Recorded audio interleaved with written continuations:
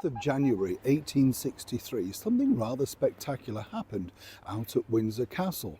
Yes, by royal command, some people might say, but this was a rather strange command, and there was a bigger reasoning as to really why this collective of people had been put together. As ever, let me explain. To see you today, chums. Thank you so much as ever for joining me. And we'll have a lovely wave as ever.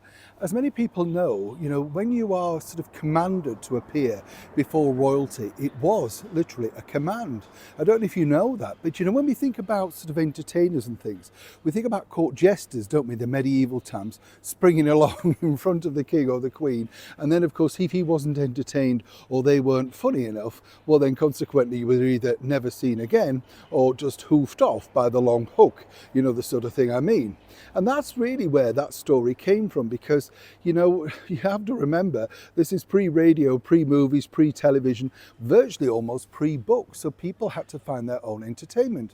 And if people were considered amusing, delightful, fun, risque, perhaps telling the wrong sort of jokes, even back in that particular era, well, you could become something of a celebrity.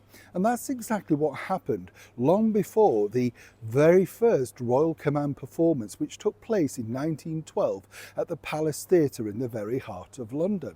And the reason for that, and I've explained in a previous video before, was simply the fact that King Edward, the Prince of Wales at the time, was a huge, shall we say, fan of vaudeville music hall, particularly those risque ladies who sang all of those wonderful music hall songs like "The Boy I Love Is Up in the Gallery" and "My Old Man Said Follow the Van," and "When I Take My Morning Promenade."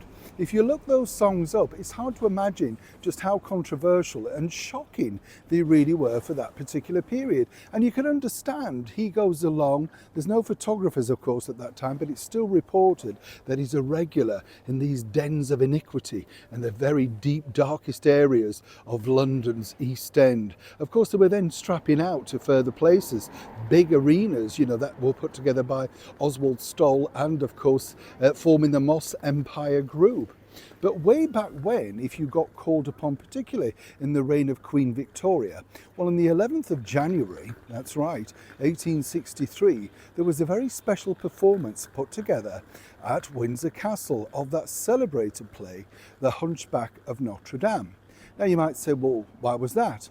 Well, really, it was kind of put together because you had, again, to be very careful. You see, Queen Victoria was not keen on the music hall. She thought it was how can I put this nicely, not the right sort of job for a lady to take into. What you have to remember is that certain ladies found their way out of service and going into the music halls if they were pretty and could string a song together and could maybe form part of a double act or juggle or simply recite poetry. There were big bucks being offered. And a lot of the time, many of the royal servants were tempted by this because consequently, some could be billed as a former royal servant. I kid you not. I mean, we think it's all sort of notoriety today, but it's all been done. It's just that a lot of this stuff is lost in time. But way back to January the 11th at Windsor Castle, well, as I said, they decided to put together a production of The Hunchback of Notre Dame. But this was a very special production. This was simply because it was put together to be performed by none other than the royal servants. Oh yes. Now, why would the servants want to appear in a play? Well, there were two reasons really behind this, and it's a strange thing in a sense, because you might actually call it today human resources. You see, if you were shy and retiring and were, say, not particularly good at announcing certain things, maybe an underfootman or something like that, well, the idea, the suggestion was that this would bring you out of yourself, and what better than to perform in front of the Queen or indeed the King. There you have, and you're still in your working home. And the reason why they chose Windsor Castle, it's kind of interesting, this factor, is really they felt that the servants out at Windsor were less, shall we say, noted than the ones in the very heart of London. Normally the ones that they recruited from London obviously lived inside Buckingham Palace or St James's Palace, stuff like that.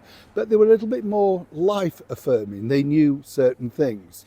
Out at Windsor, they'd had more of a sheltered life, 25 miles out of London, and of course, perhaps this is their only job they've ever done. But you see, Queen Victoria was a very savvy monarch. You see, she believed in developing people, men and women. And she felt that if these particular individuals could come on the stage at Windsor and perhaps do a soliloquy or a long piece from a play, then they could be the people that they could be developing behind the scenes. Perhaps, as a footman, a butler, an under-house parlourmaid, lady's maid, lady in waiting, that sort of thing. She was very shrewd.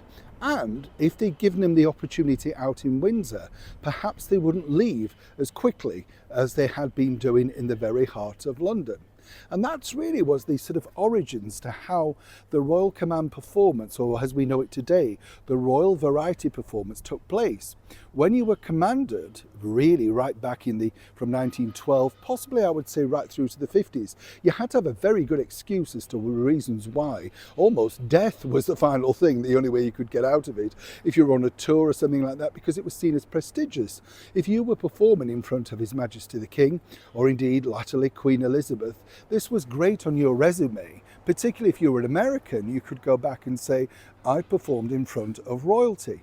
Of course, it didn't always work out, and many of the servants, when you look back at that original production, didn't enjoy it. So many people were so nervous, they had to double up the cast just in case some dare not go on. But nonetheless, the show had to go on, and the royals had to be entertained. So consequently, as I said, this was the start really of, as we know today, in the more modern form of the Royal Variety performance. Now, have a think about how nerve-wracking that must have been. Queen Victoria, not exactly known for her humour, we are not amused, remember. And suddenly, the curtain goes back and bang, you're on, in the very heart of Windsor Castle. Now, how nerve-wracking must that have been? And more predominantly, if you did fail, could you have kept your job? Well, apparently so, but it was noted that you were perhaps not ready to meet the public. Difficult times all around, I'm sure you'll agree. Neil Sean in the very heart of London.